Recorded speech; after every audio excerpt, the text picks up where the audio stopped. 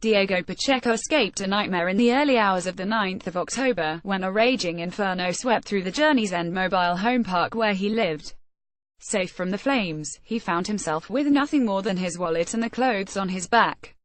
The 78-year-old retired car wash worker had kept his life savings in cash at home.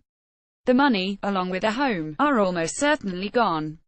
"I have too many problems," Pacheco said in Spanish on Sunday, as he stood in line at the FEMA Emergency Assistance Center in Sonoma County, tears streaming down his face. "I can't even think right now. I don't know what's going to come next." As weather conditions finally shifted in their favor over the weekend, firefighters in Northern California made significant progress in containing the series of wildfires that began ravaging the region on the night of the 8th of October. More than a dozen fires erupted that night amid unusually heavy winds, and the flames remained almost entirely uncontained for much of the week. The fires have thus far burned over 213,000 acres and destroyed approximately 5,700 structures, according to the state fire agency. 40 people died in last week's flames, making it the deadliest week in California wildfire history. On Monday, another fatality was reported after a driver delivering water to the fire lines was killed when his truck overturned. Diego Pacheco waits in line for assistance after his mobile home and life savings burned in the California wildfires. Photograph Erin McCormack for The Guardian. About 100 people remain unaccounted for in Sonoma County, where more than 1,700 were at one point listed as missing. "The weather has not been in our favor over the past week in general, but we are still marching forward with our progress," said Daniel Berlant, spokesman for the California Department of Forestry and Fire Protection. "One glimmer of hope is a forecast for rain by Thursday. Any sort of moisture is welcome at this point," said Scott Rowe, a meteorologist with the National Weather Service. In terms of fire, the weather outlook is looking to be improving.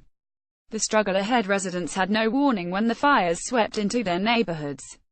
"I was barely able to pull on my pants and grab my wallet," Pacheco recalled of his escape from his smoke-filled mobile home. "There were flames everywhere. We had to drive through them." Other survivors echoed Pacheco's tale of fleeing for their lives without receiving any warning from officials. "If it weren't for the dogs, I might have been barbecued," said Robin, a Santa Rosa resident who asked not to be identified by her full name because she was a survivor of domestic violence. Pacheco and his roommate found their way to a Walmart parking lot, where a woman offered him a room to stay in, but he had left behind his phone and the little book where he recorded his family members' phone numbers. After days of searching hospitals and parking lots, his nieces and nephews convinced a local television station to run a report on the missing uncle, leading to their reunification. On Sunday, Pacheco's family accompanied him to Sonoma County's newly organized Emergency Assistance Center, which was set up Saturday as a one-stop shop for government aid. "The biggest challenge for us is the sheer number of people who need help," said the center's director, Michael Gossman, who is usually an administrator with the county water agency but took on a new role to help with the relief efforts. About 500 fire victims had been served by the center by midday Sunday. "We have people in there who are going to sit down with you and find out what you need," a county probation department employee, Tom Gerstel, told those still waiting in line. "We have a list of needs you might have that you haven't even thought of yet." Pacheco, who worked at a petrol station parking lot in Santa Rosa for 17 years before retiring in 2015, doesn't want to tell you his family members exactly how much money went up in flames. "He had little hideout spots for his money," said his niece Adriana Rios, 21. "He was just old school and didn't ever deposit a think he had to." The family is fairly sure that he did not have renter's insurance to cover his belongings. The wildfires did not discriminate by class.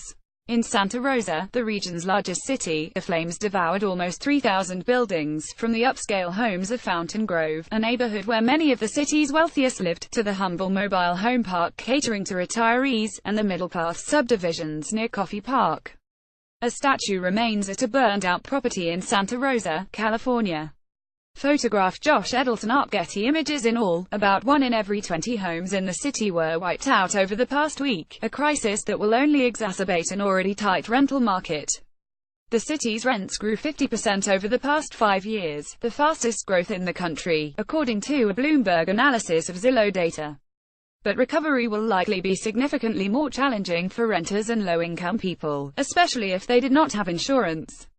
Pacheco's family helped him apply for Section 8 housing vouchers and rental assistance, but Rios said that they had been informed it could take months for the applications to be processed.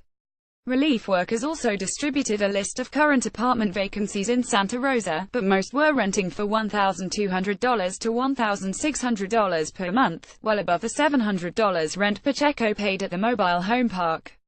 For the time being, Pacheco will stay with family members, Rios said, but none of them have a lot of extra cash on hand. It's going to be difficult, said Rios, a program assistant for a mental health agency. We all have bills and we all have families. I think it's going to be a strain, but we can pull it together.